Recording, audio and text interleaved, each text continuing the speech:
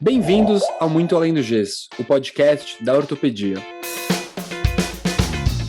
Bom dia, boa tarde, boa noite para os nossos ouvintes, para você que está vendo aqui no YouTube, para você que está ouvindo no Spotify ou qualquer outra plataforma, para você que acompanha os nossos cortes ali no Instagram. Vocês não me conhecem ainda, meu nome é Leandro Enisman, eu sou médico ortopedista e juntamente com os amigos Noel, André, Bruno e Matheus apresentamos o podcast Muito Além do Gesso, o maior podcast de ortopedia do mundo. A gente é meio ousado mesmo. E se você está aqui de paraquedas, não conhece a gente ainda, se de repente você é um cardiologista que caiu aqui no nosso podcast, vai lá no Instagram, no podcast.ortopedia, para saber de tudo que está acontecendo, de repente ouvir algum episódio nosso antigo, tem muita coisa legal sempre rolando. Hoje temos um episódio aqui muito especial, eu sei que eu já falo isso outras vezes, mas hoje é realmente especial. Acho que temos o primeiro convidado cardiologista aqui da história dos nossos 3 anos de podcast, e nós temos aqui o José Alencar. José Alencar é cardiologista e arritmologista do Dante Pazanese, ele é autor do Manual do MBE, e ele também é uma figura hoje em dia muito presente nas mídias sociais. Eu estava aqui checando, ele tem mais de 50 mil seguidores no Twitter, quase 110 mil seguidores lá no Instagram, e, gente, publicando coisas científicas, conteúdo de qualidade, assim, que é uma coisa que a gente vai falar bastante hoje, que é uma coisa muito rara, né? Infelizmente, muitos médicos e os colegas que estão bombando lá nas mídias sociais não têm um conteúdo tão de qualidade. José, muito obrigado por estar aqui com a gente. Se eu esqueci alguma parte aqui da sua introdução, fica à vontade para completar. E para começar, eu queria te fazer uma pergunta justamente sobre essa questão das mídias sociais. Isso foi uma coisa programada? Você tinha esse plano de começar a crescer nas mídias sociais e levar esse conteúdo? Foi uma coisa meio que foi acontecendo aos poucos? Conta pra gente essa história de ser tão popular aí nas mídias sociais. Leandro, começou quando começou a pandemia, quando veio a primeira ideia de algum medicamento que não tinha efeito para a Covid. Aquilo parecia para mim tão óbvio, sabe? Que eu fiz um post assim para os amigos, para quem me seguia mesmo naquela época, meio que explicando que para mim era muito óbvio e eu percebi que não era nada óbvio para quem estava me ouvindo. E aí eu não sei se vocês têm, se vocês já viram no Instagram, tem aquele aviãozinho, né? Que ele encaminha ou para outra pessoa ou direto para o seu story, né? E eu percebi que o índice daqueles aviãozinhos nos meus posts estava muito grande, era isso que estava me trazendo mais seguidores. Então, foi um crescimento bem natural mesmo, baseado naquilo ali, baseado naqueles aviãozinhos, que as pessoas me dizem que é, elas se sentem representadas com as coisas que eu falo. Elas gostariam de ter falado aquilo antes de mim, ou gostariam de ter mostrado aquilo ali para os amigos. E quando eu falo, aí elas acham muito mais fácil ir lá, botar o aviãozinho e passar. Então foi bem assim. Eu não planejava nada disso. Eu só mandei para os meus amigos naquele começo. Mas depois, quando eu vi que o que eu estava falando, para mim era óbvio, mas para os outros não, né? Então eu achei que eu tinha alguma missão para cumprir. E aí essa missão se complementou também com escrever o Manual de MBR. Então a editora para a qual eu trabalhava naquela época falou: cara, você está falando muito sobre MBR, por que você não escreve um livro, né? Isso foi muito bom, porque me deu ainda mais voz, né? Fez eu traspassar o limite da rede social também. Legal. Zé, eu vou te chamar de Zé, pode ser? Acho que fica mais Claro. fácil. Desculpa até a liberdade de cara, mas eu acho que ela vai bem. De certa maneira, assim, vendo um pouquinho a parte de evidências, eu acho que você entrou num momento assim bem crucial da nossa história, onde realmente a medicina foi para o centro de todos os assuntos, né? E muito pouca coisa séria ou correta teve realmente grande destaque. Então, a gente está falando um pouquinho de redes sociais, repercussão e evidências, e essa interação. E o que, de certa maneira, assim, você, com toda a seriedade, com todos os conceitos, você conseguiu amplificar boas vozes, amplificar boas coisas, que justamente a gente costuma ouvir, quem se dá bem em rede social é que amplifica, eventualmente, coisas sem evidência, tratamentos que não funcionam e assim por diante. Então, você foi até visto dentro de boa parte da comunidade médica como um herói, como um cara que a gente queria ter a nossa voz divulgada. Então, primeiro, te agradecer por isso. Mas nesse contexto, e a sensação que dá é que uma parte de não evidências, ou uma parte errada, ou uma parte não provada da medicina e da ciência tem muito mais voz na rede social. Como é que a gente consegue equilibrar esse jogo? Como é que a gente consegue trazer para pelo menos um placar de igualdade? Porque muita gente se viu representada por você naquele momento super crítico. Mas a gente sabe que os outros assuntos agora vão diluindo a atenção das pessoas, assim por diante. Então, eu queria saber de você, assim, você alcançou uma notoriedade muito grande, mas como equilibrar esse jogo, talvez para boa medicina e para boas práticas? André, a pseudociência, ela traz mesmo as pessoas e a irracionalidade das pessoas para perto delas, né?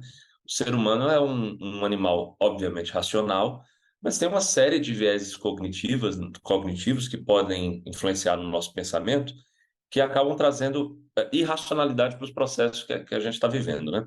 Então, isso está muito bem definido quando a gente abre o Instagram de um picareta na rede social, um claramente picareta, e vê que ele tem 1 milhão de seguidores, o selo azul do Instagram, do Twitter, falando bobagem, falando coisas que não levam a lugar nenhum, coisas sem valor, né? Só para dar um exemplo aqui muito recente, teve uma falsa médica que foi presa fazendo procedimentos estéticos em São Paulo. No dia que ela foi presa, ela tinha 86 mil seguidores. Ela pagou fiança e saiu da prisão, né? E agora ela tem 190 mil seguidores. Depois de ser presa por ser falsa médica, né?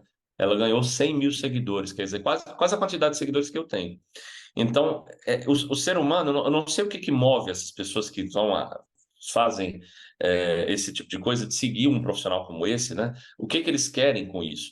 Mas eles não querem ciência, isso eles não querem. Ciência é muito difícil de conversar sobre, falar sobre, parece algo chato, parece algo ruim, mas a gente tem que tomar nosso papel. E como cientistas da nossa profissão, né? Eu sempre falo isso, o Leandro sabe muito bem, todo médico tem que ser um cientista, e quando eu falo isso, não é cientista de pipeta, não é trialista, não é tem que fazer nada muito rebuscado, não. Tem que pensar cientificamente sobre Dona Maria que está na frente dele, do outro lado da mesa do consultório. Então, como todo médico tem que ser cientista, nós, como cientistas, temos que levantar a voz nesse momento, né? Então, para agora, o que eu acho que vai acontecer na rede social é exatamente o que você falou. As coisas vão se diluir, né? A notoriedade vai também se reduzir e o algoritmo não ajuda. Eu não sei se vai mudar algum dia isso, mas do jeito que está agora, não ajuda. Então, a gente tem que continuar, numa visão pessimista que eu tenho aqui agora, a gente tem que continuar fazendo nosso trabalho de formiguinha, tá? Enquanto esses outros tomam carona numa Ferrari, na Ferrari do Zuckerberg, na Ferrari do Elon Musk, e vão muito mais rápido do que a gente, né? Por uma falha do algoritmo. Quem sabe isso mude, não é? Zé, assim, você falou uma parte que eu concordo 100%, né? Que o médico tem que ser um cientista, ou tem que aprender isso. Ahn, de certa maneira, assim, nas nossas formações, e aí eu vou generalizar um pouquinho, talvez, talvez a má prática ela tenha uma parte de ignorância, uma parte de mau caratismo. Isso vai variar, vamos colocar, de médico para médico dessa turma que não obedece essas regras, isso varia bastante. Mas em que momento ou qual maneira pode se aprender realmente sobre a ciência? Porque eu diria que até mesmo na minha formação, talvez eu tenha aprendido isso muito mais na pós-graduação do que na graduação, por exemplo. E fica muito difícil para quem é leigo, para o público, conseguir discernir isso. Então, como você acha que está o ensino da ciência, o ensino da seriedade? Porque a gente sabe que o mau caráter existia na era analógica também, mas agora a repercussão está sendo muito maior. É. Na minha disciplina de medicina baseada em evidências, era uma disciplina para decorar algumas diretrizes de saúde pública para saber com que idade tinha que fazer algum screening. Para o professor da minha disciplina, medicina baseada em evidências era aquilo, porque foi ele que montou o currículo, montou o roteiro, né? Outros vêm das minhas redes sociais falando que nunca tiveram medicina baseada em evidências. O mais próximo que tiveram disso foi disciplina de metodologia para escrever com as normas ABNT. Quer dizer, o currículo é muito defasado e a faculdade de medicina ou qualquer faculdade de saúde no Brasil ela não está formando médicos para serem cientistas, ela está formando, infelizmente, pode ser chocante o que eu vou falar agora, mas não me entendam mal, isso é uma crítica a qual eu me incluo também, tá? Ela está formando técnicos em medicina, né? Ela está formando decorebistas, pessoas que que tem que aprender que aquele rodapézinho do livro pode ser que caia na prova de residência para passar na residência e atuar como como especialista. E muitas vezes é exatamente na especialidade, foi assim comigo também. Foi na minha pós-graduação, no caso na residência, né, que também é uma pós-graduação, portanto, foi na minha residência médica de cardiologia foi que eu comecei a ser apresentado ao que é medicina baseada em evidências de verdade. Que para quem está nos ouvindo, não é metodologia, não é epidemiologia, não é bioestatística, não é sobre decorar a diretriz de saúde pública.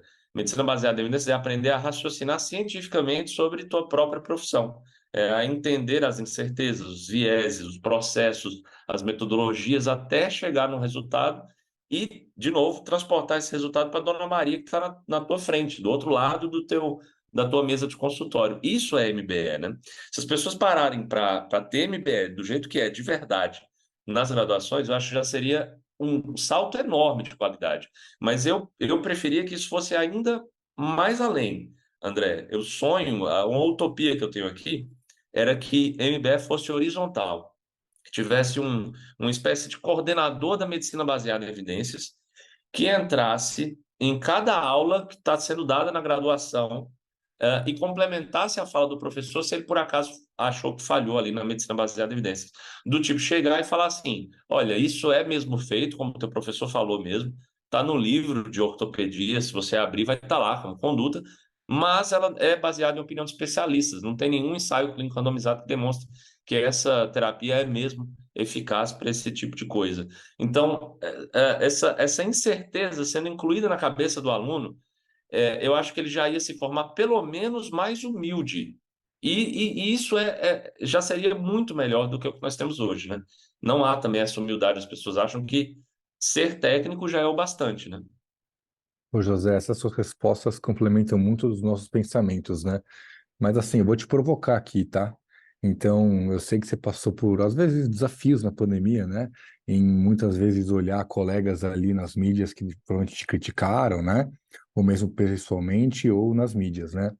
E nós aqui do Muito Além do Gesso, temos vários mantras, né? Um deles é a ética e a evidência, né? O André tem doutorado, o Leandro é pós-doutor, não sei quantos artigos científicos, mas a gente tende a fazer a coisa certa.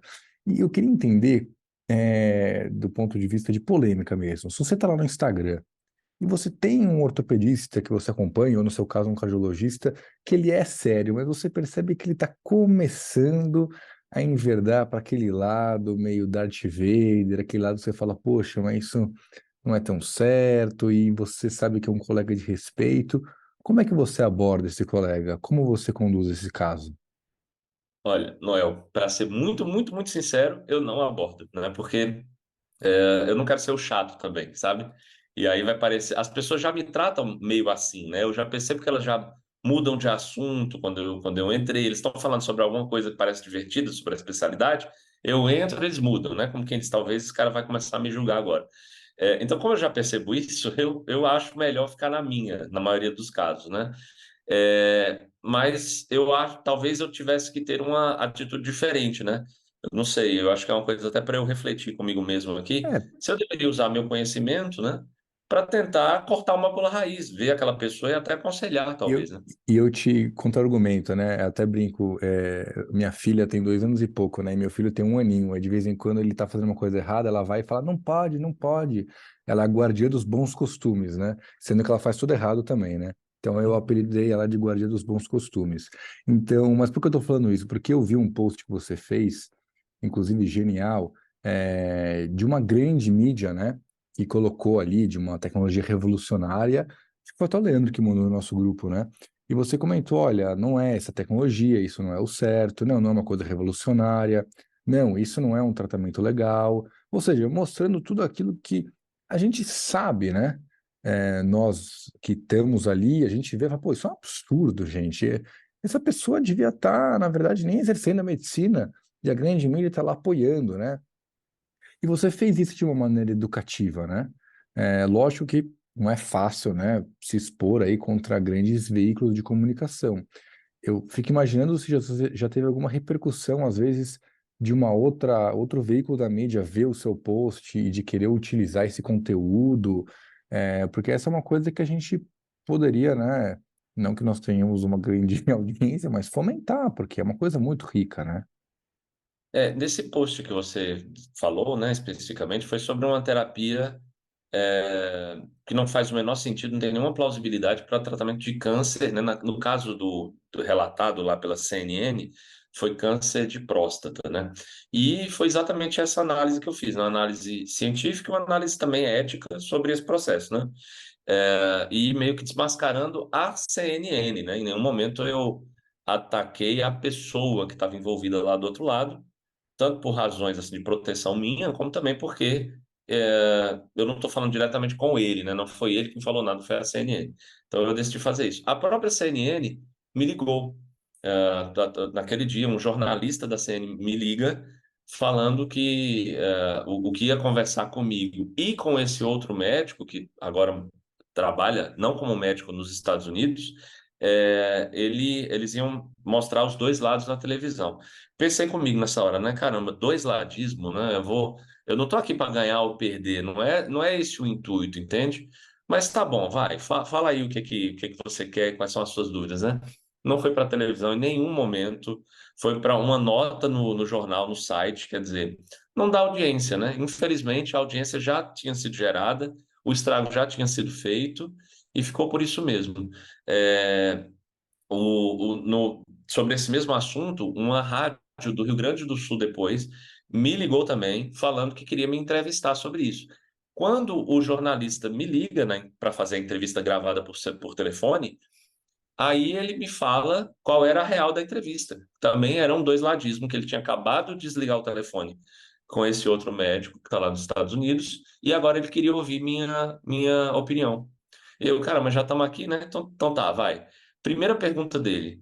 Você acha que o fulano de tal é um picareta? Primeira pergunta que o cara fez para mim. A resposta, de jeito nenhum, eu não estou falando isso daqui, eu estou falando que foi muito ruim, talvez tenha sido picareta, a notificação disso na CNN, né? Para não atacar o colega também, né? Mas, assim, do ponto de vista ético, essa terapia não deveria ter sido feita, ela deveria passar por um comitê de ética. Todos nós sabemos disso, a gente não pode fazer um relato de caso. Nenhuma revista séria aceita, gente, um relato de caso. Uma terapia off-label não é aceito em revistas. Simplesmente não aceitam. Eles falam assim, eles vão recusar e vão falar, esse paciente tem que estar num ensaio clínico de qualquer natureza, não num relato de caso, né? Então começou tudo errado nesse caso e eu, como você falou, Noel, eu tentei fazer minha parte, mas eu tentei demonstrar aqui com esses meus exemplos a dificuldade que é a mídia não está do nosso lado, ela está do lado do clique, do lado do view. Super interessante. É muito difícil isso, né? Porque a mídia realmente quer te levar para o lado de falar o que você não necessariamente quer falar, né? Super complexo. E o que você comentou lá na primeira resposta, quando eu te perguntei, de falar realmente que a gente. Eu acho que todo mundo se sente muito representado, se sente muito representado pelos seus posts, porque, sei lá, pô, a época da pandemia foi uma época, acho que todo mundo que acredita na ciência de uma maneira séria teve uma discussão com algum amigo, uma amiga, alguém familiar, falando, mas cloroquina pelo menos é uma tentativa, mas vai deixar a pessoa morrer e todas as outras coisas, frases desse tipo, né? Então, realmente, ver alguém trazendo esse conteúdo de maneira como você traz é muito legal, né? Porque realmente, eu acho que muitos dos conceitos que você traz, alguém que que tem, como você falou, muitas pessoas não têm, mas quem tem um background de saúde entende, mas é muito difícil de explicar, né? Então, quando eu vejo lá, eu vejo muita coisa que eu gostaria de conseguir explicar melhor e que eu não consigo. Então, realmente, como o André falou, a gente fica muito feliz de se sente muito representado por você. E daí eu queria comentar de um post que você fez, que é um post que eu me senti muito daquele jeito. Eu tava procurando aqui, não encontrei no teu Instagram. Eu não lembro se era um tipo de viés, mas era aquele post que você mostrou, que eu lembro direitinho da charge, que era, não sei se era um gato, um rato, meio como as notícias que a lua é feita de queijo, né? Então você fala de um viés que se a gente tá ouvindo muitas vezes a mesma coisa, então acho que era um rato vendo na TV, a lua é feita de queijo, e lendo uma notícia, a lua é feita de queijo, tocando no rádio, a lua é feita de queijo, ele olha pra lua e fala, será que a lua é feita de queijo mesmo? E vou te sentir que eu me sinto assim, um pouco como esse rato da Charge umas vezes, porque tem alguns tratamentos que, honestamente, quando eu vi a primeira vez, eu senti muito pouco convencido.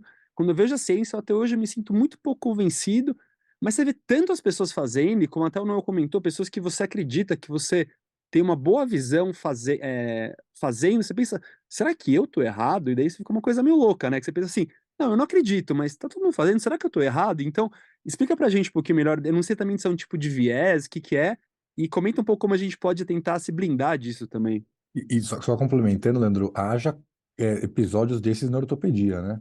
Eu não sei Muito. se é gente enviesado, mas haja episódios desses, né? Desculpa, José, vai lá.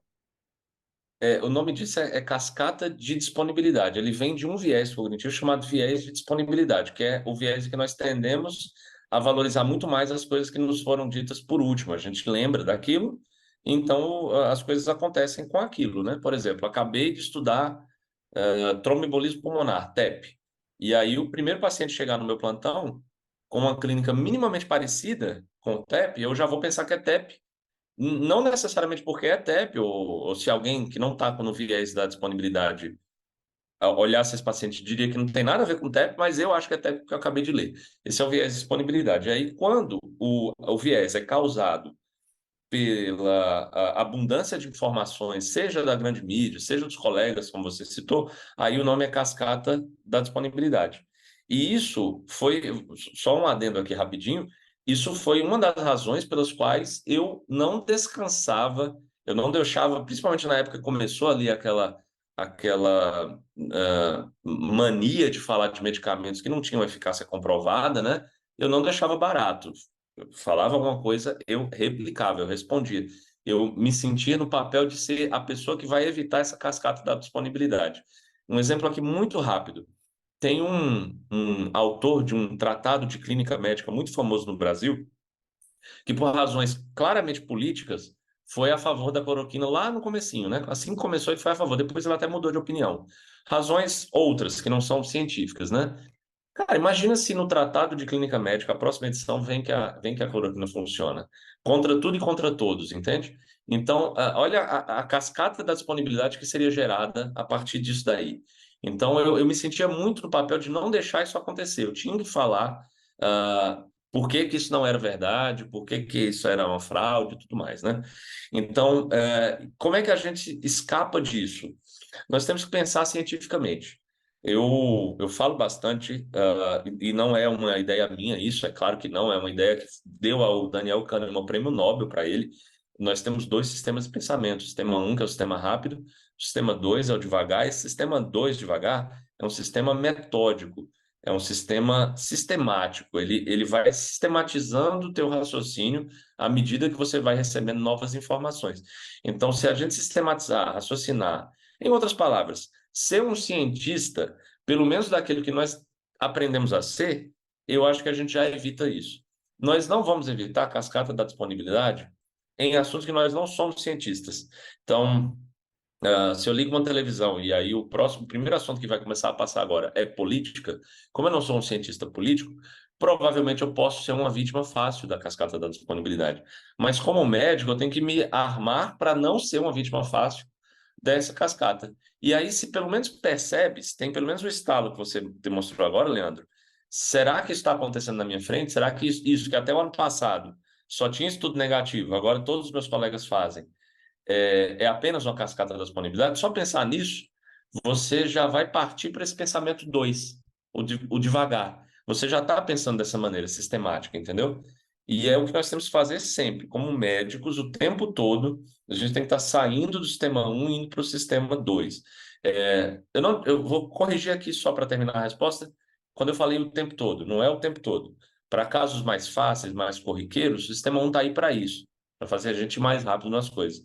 Mas saiu da rotina, o sistema 2 tem que entrar. E a gente tem que saber o que é sistema 2 e saber usar o sistema 2, né? Outro assunto que nós comentamos em medicina baseada em evidências. Ah, Zé, eu vou usar um exemplo de uma coisa que está acontecendo praticamente agora. Talvez num dos lugares de maior repercussão na mídia e também relacionado ainda com o Covid. Eu gosto muito do mundo das lutas, e assim, um grande representante é o Joe Rogan, e ele é um cara que, isso a gente pode falar até meio categoricamente, que elogia coisas de não evidência. Assim, ele contesta muito as vacinas e assim por diante, e ele até está, entre aspas, eu não digo provocando, mas tentando fazer um debate como esse que foi proposto para você, um cientista que fala muito das vacinas, o outro é um senador, um ex-senador americano que fala contra, enfim, tá um barulho muito grande eles ofereceram dinheiro para esse debate. Eu acho que não é uma maneira muito boa, não me parece uma ideia muito boa para o cientista estar lá, no meu modo de ver. E a gente tem aqui um dilema, né? Que é um dilema que você está vivenciando.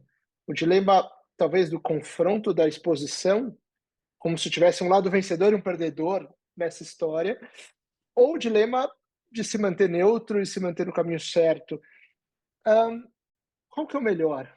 Qual que é o melhor caminho? Como que a gente se comunica melhor com o público? Porque no final do dia, talvez esteja faltando uma comunicação com o público por si só, né? Parece que as pessoas torcem muito mais para os seus times e mesmo que o time A ganhe do time B, ele vai continuar sendo torcedor do time A. É essa sensação que eu tô tendo. O que que você acha, Zé? Olha, que pergunta difícil, viu? E se fosse eu, André, eu não iria. Eu não iria para Eu esse também debate. não, eu também não. O terreno é muito ruim, o contexto é muito ruim. Ele não tem como ganhar nesse terreno, no meu modo de ver. Mas tá uma. Exato. A não ida também está causando uma perda, né? Sim. É aí onde mora a dificuldade. Aí ele parece autoritário, aí ele parece arrogante, né? Quando na Uhum. verdade não, ele está só se protegendo de um debate que não vai ser um debate, né? Vai ser ele tentando trazer evidência científica e sendo refutado o tempo todo por vieses, fraudes, por retóricas, não por argumentos científicos em nenhum momento, né? Porque para o outro lado não resta nada. Para o outro lado é Sim, só isso que resta, é narrativa, né? A pessoa que está assistindo, ela pode, assistindo, dar muito mais valor à retórica e à narrativa. Aliás, muito provavelmente ela vai fazer isso, porque ela não entende de ciência, né? Nós não temos essa literacia, né, científica. Nós, eu digo, sociedade, né? A gente não viu isso antes de nós nos dividirmos, cada um na sua área de atuação. No ensino médio, a gente não aprendeu isso também. Nenhum brasileiro aprendeu, nenhum americano aprendeu. Então, por isso não é um bom lugar para estar, né? Vai ser aquele meme do pombo que derruba todas as peças do xadrez, né? E sai cantando vitória, sai com o peito estufado, como se tivesse ganho a partida, né? É, por outro lado, como eu já falei, pode parecer arrogante não falar, mas o dois-ladismo tem esse prejuízo, traz um prejuízo para a sociedade, porque nem tudo tem dois lados, entende? Muita coisa tem, muita coisa merece mesmo um debate, há discussões éticas mais subjetivas, por exemplo, que podem ser feitas sim, aí sim, tá? Agora, em termos de medicina baseada em evidências, e ciência mesmo, agora eu quero dizer, há uma corrente que está com a probabilidade muito mais a seu favor, que é a corrente que fala a favor de vacina, por exemplo, né? Citando aqui o exemplo que você falou, e há uma outra corrente que está só nadando em fraude desde o começo. Então, essa outra corrente merece o mesmo espaço de voz? Será que não seria muito mais democrático falar para o grande público exatamente o que eu acabei de falar?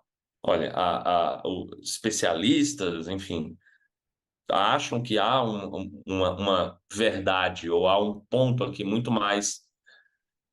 Verdade é uma palavra muito difícil de substituir, não é? sim, Não existe sim. verdade em ciência, mas é difícil ter essa palavra. Eu não quero dizer exatamente Transitórias. verdade, é, mas você entendeu, né? Quer dizer, a incerteza está menor desse lado aqui.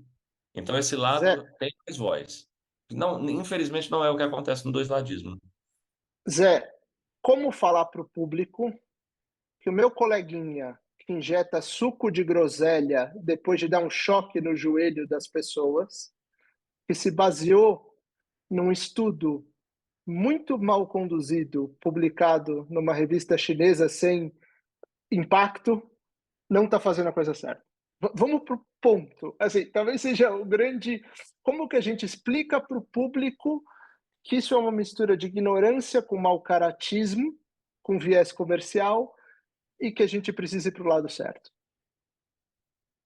Eu acho que a gente tem que atuar falando, exemplificando coisas que as pessoas conseguem perceber, exemplos que na vida real deles eles conseguem palpar isso.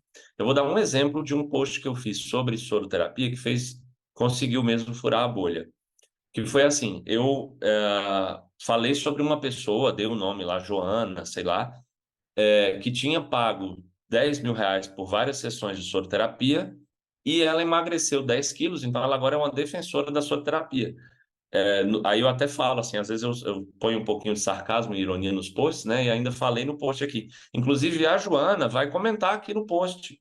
Ela vai mostrar aqui sua vivência, né? Mas aí eu vou contando a história, eu vou mostrando e desmascarando esse médico até chegar e explicar o viés da co-intervenção, que foi a dieta e o exercício físico que foram prescritas, que custam R$ 0, que fizeram esse paciente emagrecer, e essa pessoa podia ter tido o mesmo desfecho, então, com R$ 10.000 ainda no seu bolso, investidos. Então, quando eu dou exemplos assim que as pessoas, nossa, realmente, se isso acontecesse comigo, eu não ia conseguir perceber. O médico ia me passar, eles até lembram, provavelmente, de vezes em que isso já aconteceu com eles próprios, né? Então, eu acho que a gente tem que fazer alguma coisa de storytelling. Esse você que perguntou como eu faço assim. Eu acho que storytelling é a maneira da gente conseguir furar a bolha e tentar trazer a pessoa que está lendo para um cenário em que ela vai se sentir insegura também. Ela vai se sentir como, cara, eu também estou correndo o risco de passar por isso. Outra vez, mais um post que eu fiz foi falando sobre, fazendo uma comparação. Eu começava o post falando: você leva o seu carro a um mecânico e o mecânico fala que a xerímpola do seu carro está quebrada. E aí você primeiro suspeita que não existe uma xerímpola, mas depois você tem medo de sair da oficina com essa xerímbola quebrada e o carro dá problema. Enfim, você vai ter uma viagem, ter um acidente, alguma coisa assim. Então eu trouxe essa pessoa para uma situação que ela já passou, todo mundo já passou por isso. Todo mundo já foi numa oficina e ficou pensando, cara, será mesmo que eu preciso trocar essa peça aí que estão falando, né? Mas elas não pensam sobre, será mesmo que eu preciso tomar esse remédio? Passar por essa intervenção, né? Então eu tento trazer isso para a vida das pessoas e tento meio que entre aspas, desmascarar também o pensamento médico, a motivação pela qual o médico faz isso. Nesse caso, os dois casos que eu citei, a motivação é clara, é dinheiro, né? Como ele está sendo remunerado por serviço, ele vai ganhar mais por isso, né? Puta, Eu José, gostei fantástico. muito. Eu acho Fantástico. que a gente tem receio de fazer isso, né? E a gente que é bem informado, entre aspas, aí, ou que pelo menos segue aí a cartilha dos bons costumes, né? A gente tem medo de se expor e medo de, às vezes, desmascarar o colega barra amigo, né? Porque afinal é o nosso colega, né? Acho que colega é um termo que os médicos se tratam entre si, mas é muito isso, nós somos colegas, né? Então, às vezes, poxa, quando a gente está entre quatro paredes no consultório, a gente que é cirurgião, vem a cirurgia do outro colega, eu aprendi, eu não falo mal, eu falo, olha, nós começamos uma nova história a partir de hoje. Ah, mas a primeira cirurgia deu errado. Eu falei, não deu errado, vamos olhar agora a partir de hoje, porque foi assim que eu aprendi. Mas eu acho que quando a gente fala em mídia social, quando a gente fala nessas repercussões aí gigantescas e geométricas com o algoritmo, talvez a gente tenha que ser um pouco mais ativo, né? Talvez seja uma lição de casa aí pra gente, né? Não é nenhuma Eu pergunta, acho foi que só uma sim, reflexão, Joel. né? Eu acho que tem que ser, mas respeitando o colega. Foi exatamente pelo que você falou aqui, que antes, aqui nesse mesmo episódio, eu falei que mesmo não gostando nada de toda aquela história que foi descrita na CNN, eu em momento algum falei do colega, eu quis falar do colega e nem vou falar, entendeu? Então é isso, eu não estou Falar da atacando a técnica, pessoa, eu né? estou atacando a cultura. Sim, a técnica, a cultura, né? E realmente isso que você falou de técnicas de oratória, técnicas de narrativa, que as pessoas às vezes que não estão do lado da ciência utilizam, não é a primeira vez na história que fazem isso, né? Então nós temos que nos posicionar. Eu sou muito a favor disso, porque quando você tem a narrativa e a mídia do seu lado e repetir diversas vezes a mentira, ela se torna verdade, né? As pessoas acreditam nisso e nós temos inúmeros exemplos. Eu voltei a ler livro de guerra agora, então eu tô com a cabeça fervendo nisso, né? De que a gente tem que se posicionar. E te provoco nisso também, porque você já é um líder e um representante disso, às vezes, né? Nós, no Mundo Além do Gesto, vamos nos posicionar, a gente vai se cobrar entre si para fazer isso. E te cobro de maneira positiva também. Boa. José, eu tenho uma dúvida, eu falo aqui como acadêmico, né? Mas é como começar. Durante a faculdade, você falou, acho que a parte que a gente tem de pesquisa é muito mais relacionada à estatística do que qualquer outra coisa, eu falo do que MBA em si. quando a pessoa que tem um pouco mais de interesse sobre isso, sobre ciência, ela vai fazer projeto de iniciação científica, onde que ela começa com uma orientação já sobre como escrever e vai tendo orientação durante o caso, mas é muito menos sobre interpretar realmente a ciência. E eu falo por mim, as poucas vezes que eu tive realmente isso foi durante os estágios que eu passei em clínica médica, que tinha um discurso, o pessoal pegava coisas da enfermaria que eram que já tinha realmente proposta daquele tratamento e iam tirar dúvida se realmente aquilo era real, de onde que vinha a evidência, qual era o artigo que se baseou, tá, o tipo dele, os vieses que tinham envolvidos, tudo. E quando passa em cardiologia também, que acho que a cardiologia é a especialidade que mais tem essa força do MBE. Então, eu já vou dar uma dica de por onde começar, que é, eu não cheguei a ler ainda, mas alguns amigos já leram, né, que é o Manual de Medicina Baseada em Evidências, né? Mas se você puder dar outras dicas para o público também, e para mim. Claro, na graduação, realmente você tem que ter muita sorte para ter uma disciplina de MBE mesmo, tá? Em geral, a enorme maioria das universidades não tem isso, né? É exatamente o que você falou, é iniciação científica, metodologia, bioestatística, né? O livro Manual de MBE pode ser um bom começo. Ele é um livro que fala sobre a cultura, foi uma palavra que eu e o Noel falamos há pouco aqui agora, sobre a filosofia, sobre pensar cientificamente, entendeu? Muito mais do que sobre estatística. Tem um capítulo lá sobre estatística, inclusive fui eu que não sou matemático, nada disso, né? Sou médico. Inclusive fui eu que fiz questão de escrever aquele capítulo, me colocando no lugar do leitor também, um médico que vai ler sobre estatística. Então, foi muito importante minha participação nesse capítulo. Claro, tem um matemático junto comigo, escrever um capítulo, mas eu fiz questão de estar lá também. Então, pode ser um bom começo mesmo, o manual de MBE. Mas, antes de tudo, tem que ter um spark, né? Assim, um começo de um pensamento que as coisas precisam mudar, entende? E esse pensamento que as coisas precisam mudar tem que vir de um estalo, de um empurrãozinho. Essa pessoa, esse estudante de medicina, ele tem que entender que aquilo ali não é para o mal dele, não é uma disciplina que vai só ocupar sua carga horária e atrapalhar o estudo das outras disciplinas mais importantes. Ele realmente tem que entender que ele precisa ser um cientista da sua própria profissão. Para isso acontecer, eu acho que ele tem que passar por alguma situação na vida em que vai fazer falta a ciência, entendeu? Senão ele não vai ter. Se a graduação não dá e ele não passa por essa experiência, a tendência é que ele passe o resto da vida achando que está tudo bem, sendo ainda, infelizmente, um técnico em medicina, entendeu? Então, esse é o ponto aí que a gente precisa pensar juntos. O que é que pode ser esse empurrãozinho na graduação, né? Para mim, esse empurrãozinho foi quando eu fazia cardio. Para muitas pessoas foi a pandemia agora, né? Isso tem que acontecer.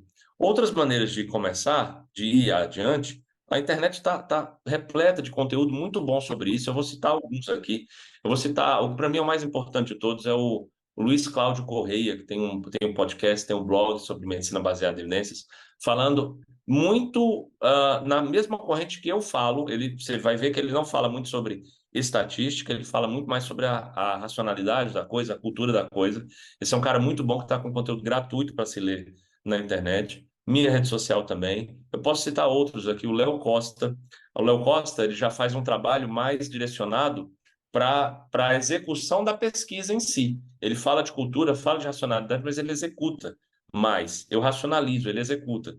É, então, ele vai te ajudar a fazer pesquisas, ele vai te ajudar a desenhar os teus projetos. Então, cada um tendo o seu nicho, né, a sua área de atuação, eu acho que a gente tem um bom complemento que no Brasil está funcionando muito bem. Então, eu vejo essas vozes aqui, claro, tem muito mais, a gente pode citar aqui, mas essas vozes têm até conteúdo gratuito, como eu já falei, né? Então, se você, como estudante de medicina, conseguir me dizer qual é esse empurrãozinho que o estudante tem que ter, eu ficaria feliz em saber, porque eu acho que a gente tem que dar esse empurrãozinho nos alunos, entendeu?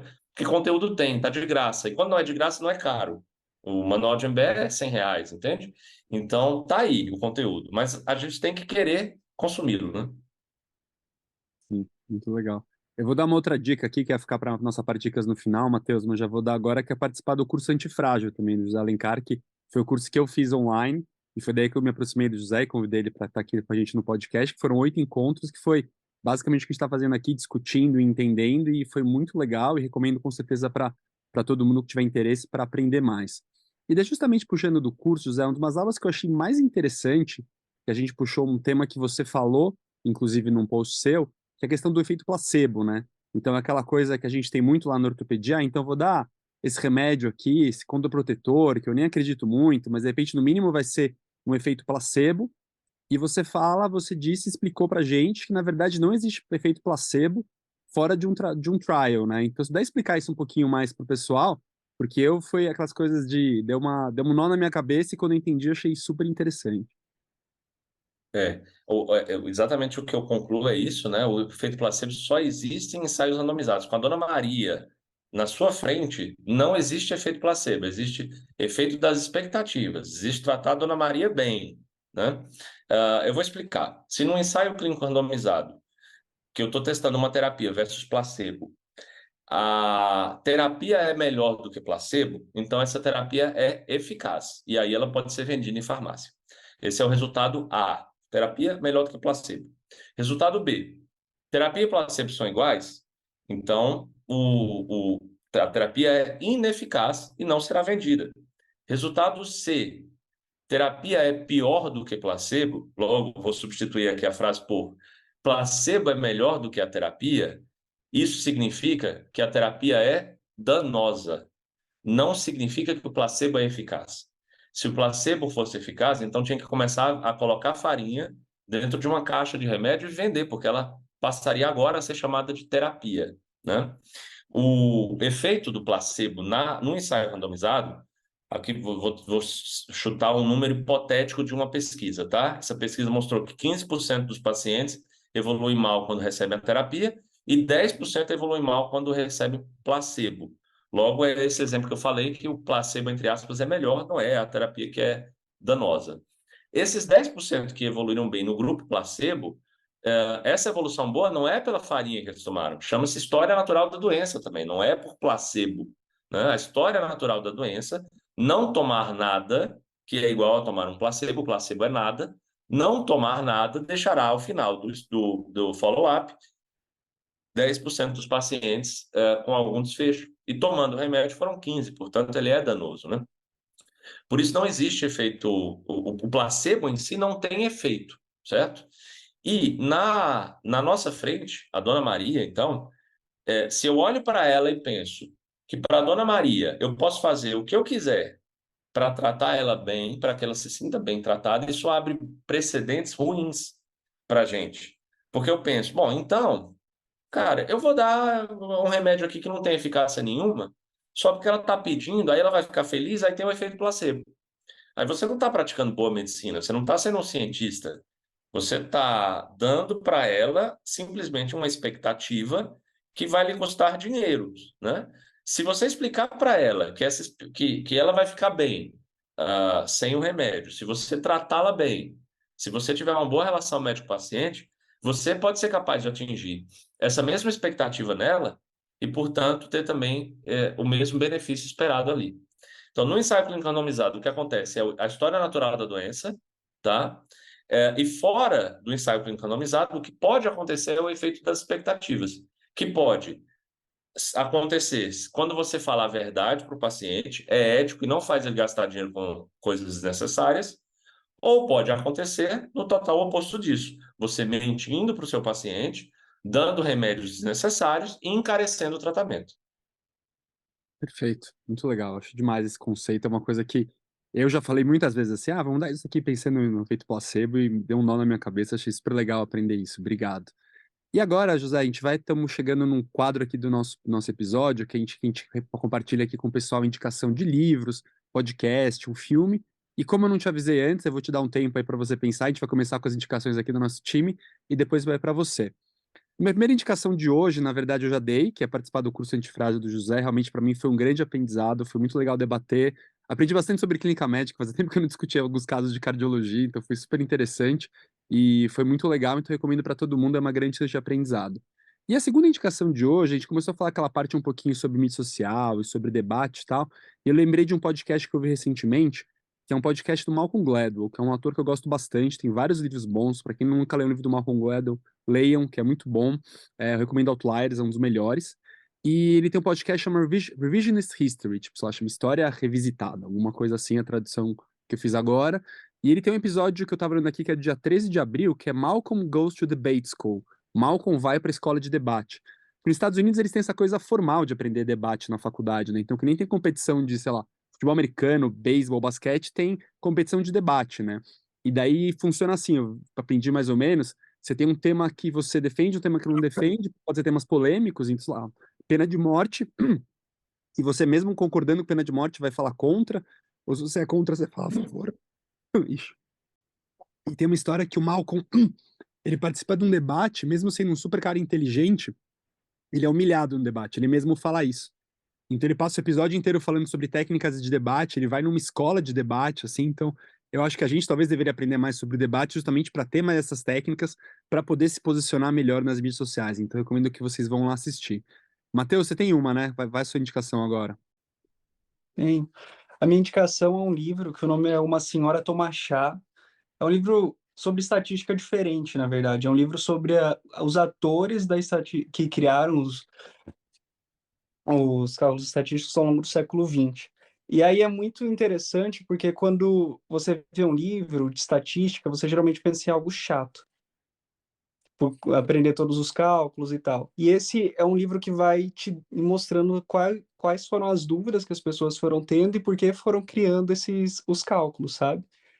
E aí a pessoa que tem uma certa aversão a isso, ela vai se encantando com a história e pode desenvolver algo ali e ela começar a gostar mais de pesquisa. Então, quando eu li faz um tempo, faz um ano e pouquinho, mas é um livro que eu achei muito interessante. Vou anotar aqui, Matheus, que suas indicações são sempre boas, viu? E eu vou indicar um livro também, pessoal. É um livro, eu não sei se alguém conhece, mas eu vou citar aqui. Eu li recentemente, é um livro dos anos 60, chama Flores para Algernon. Alguém já leu ou não? Bem, eu recomendo fortemente. Basicamente, não dá para contar a história aqui, mas ele tem a ver com ciência, tem a ver com filosofia, tem a ver com educação. O autor, ele chama Case, né? É o Daniel Case. Ele escrevia histórias em quadrinho para o Stan Lee e ele dava aula para pessoas com deficiência intelectual e escreveu esse livro nessa época. É um livro clássico da história americana, se lê lá nas escolas e tem muito a ver com ciência, tem muito a ver com o que a gente discutiu hoje. Então, eu me lembrei muito desse livro. Flores para Algernon. Quem tiver um tempinho e quiser ler, eu recomendo fortemente. Tô lendo o livro que o Noel indicou aí, realmente é muito bom. E vou indicar um que o Zé comentou, falou sobre o autor um pouco aí, que é o Daniel Kahneman. Duas formas de rápido e devagar, duas formas de pensar. Ele comentou sobre alguns viés e esse livro aí fala não só sobre esses viés, mas vários outros, ancoragem, enfim. Acho que vale a pena ler e casa super aí com o episódio. O- a minha recomendação, e não é uma recomendação, né? Eu acho que talvez seja esse mesmo livro ele foi citado numa aula que eu e o Noel vimos da Carolina da Costa, que além de uma super pesquisadora, foi professora do INSPER, atualmente trabalha no Hospital Oswaldo Cruz, ela, ela deu uma aula muito interessante para a gente de pensamento crítico. E eu acho que isso tem muito a ver com a medicina baseada em evidências, né? E assim, uma das partes que mais me marcou dessa aula, assim, é uma pena que não existe um material assim disponível disso, talvez seja fazer a pergunta será, assim, nas situações corretas. Eu acho que isso talvez valha tanto para os médicos quanto para os pacientes e até mesmo para você refletir sobre aquilo que você mesmo faz, né? E você faz aquele tratamento, talvez, será que eu estou fazendo correto? Sabe, inverter a situação. Eu adorei essa parte que o Zé nos trouxe do storytelling, né? Eu acho que fazer essa pergunta será associada num storytelling, será mesmo que esse soro vai me fazer bem, sabe? E começar a transmitir isso de uma maneira clara para os nossos pacientes. Eu acho que esse jogo está muito desequilibrado. Eu acho que a associação do será com o Kahneman, com aquilo que o Zé trouxe, talvez possa possa ser um caminho a ser estudado. Bom, e a minha, eu vou indicar dois aqui, né, que eu estava pensando enquanto vocês estavam falando aí. Dois livros que são, assim, muito bons de ler, gostosos, a leitura é bem bacana, e com a leitura de cada um deles você cresce, assim, muito em raciocínio, em até erudição pessoal. Um é o Como Mentir com Estatística, do Darrell Huff. É muito bom. Ele é um capítulo até que inspirou o nosso capítulo de estatística. O nome do capítulo lá do livro de MBE, né, de estatística, é Estatística para quem não gosta de matemática.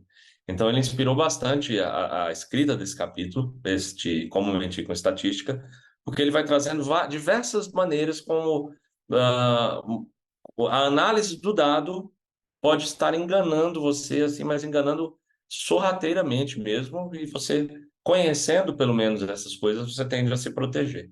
E o outro é o Andar de Bêbado, é do Leonard Mlodinow. Esse O Andar de Bêbado é muito especial porque ele fala sobre as incertezas da vida. A gente vive numa sociedade agora, também por causa da tecnologia, mas acho que até por um instinto humano que vem antes da tecnologia, portanto, em que nós somos muito imediatistas e nós achamos que o mundo é feito de certezas, o mundo é como o Waze, é como partir de A para B, o Waze vai me ajudar e eu vou chegar lá. O andar de bêbado é aquela tapa na cara que mostra que, na verdade, não. O mundo é um processo de incertezas. E na saúde não deixa de ser assim. Na saúde, para dar um diagnóstico, para observar a eficácia de uma terapia, coisas simples, coisas do nosso dia a dia, a gente tem que lidar com incertezas, a gente tem que lidar com probabilidades. E esse O Andar de Bêbado é um desses livros que faz você acordar para isso, para o fato de que você vive num mundo literalmente diferente do que você pensava que vivia até antes da leitura dele. Então, recomendo bastante. Poxa, que legal, fiquei super curioso. Já subiu na minha lista e acho que vai ser o próximo livro que eu vou ler. Muito legal. José, infelizmente estamos chegando aqui no final do episódio. Foi um episódio muito legal, aprendi um monte. Essas discussões são super interessantes. Eu acho que a gente deveria ter muito mais esse tipo de discussão do que a gente tem. Então, obrigado realmente por ser essa luz aí na medicina aqui no Brasil. E antes de encerrar, eu queria abrir para você, para fazer alguma consideração final. Por favor, deixa suas mídias, fala aí do curso para nossos ouvintes conhecerem mais aí do seu trabalho. Boa. Bom, o meu Instagram, para quem não segue ainda, é o @José N. Alencar. N é de Nunes, né? Então, ficou tudo junto. José N. Alencar. Meu Twitter é igual, mesma coisa. E lá, como o Leandro já falou, eu estou sempre postando sobre medicina baseada em evidências, viés cognitivos, racionalidade, tudo mais, né? O curso Antifrágil foi um projeto que eu elaborei esse ano, que é como se fosse um workshop, não é, Leandro? Um hands-on, assim, que a gente vai fazendo sobre, em cada semana, um tópico diferente, sobre isso, sobre filosofia e racionalidade desse processo que é a medicina. Eu acho que curso de MBE já existe, livro já existe, o que faltava era alguém para conversar sobre a filosofia disso, sobre qual é o modo de pensar que está envolvido em tudo isso, né? Então foi aí que eu elaborei esse projeto. Para quem quiser saber mais, entrando lá no link da minha bio, você vai encontrar logo no primeiro link o site Pro Antifrágil para ter mais informações, tá? E eu quero agradecer o convite, eu acho que foi muito bom o nosso papo e fico aberto, inclusive, para outros, ou para retornos, né? Já me convidando aqui para a gente conversar sobre outras coisas, quem sabe raciocínio probabilístico, né? Eu fiz várias, durante o nosso curso, né, que o Leandro participou, eu fiz várias provocações, né, para o Leandro. Leandro, se o raio-x tiver alguma coisa assim, já é 100% sensível, 100% específico, e não tem variabilidade no teleobservador, o Leandro, quando olhar, ele vai dizer a mesma coisa que o R1 de ortopedia. E como é que é isso? Então, esse tipo de coisa a gente pode também discutir, porque medicina é ciência, e a gente está aqui para falar disso, né? Poxa, muito legal. Já está convidadíssimo para voltar, não tenha dúvidas disso. Vamos gravar outros com certeza. Então é isso aí, José. Muito obrigado. Obrigado, André, Noel, Bruno, Matheus aí pela companhia. Obrigado a vocês que estão ouvindo, tá assistindo a gente. E daqui X semanas estaremos de volta com mais episódio do Muito Além do Gesso. Até a próxima.